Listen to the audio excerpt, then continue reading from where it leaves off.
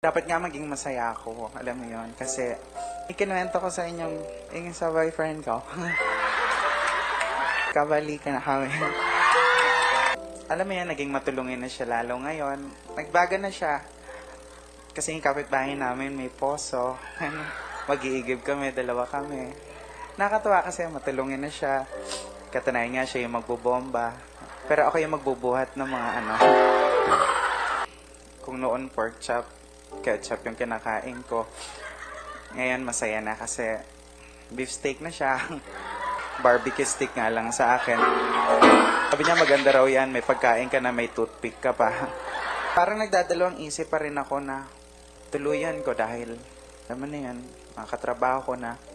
Magnanakaw nga siya. Kasi yung una, inisip ko na yung ref na misplaced lang. Pero hindi eh.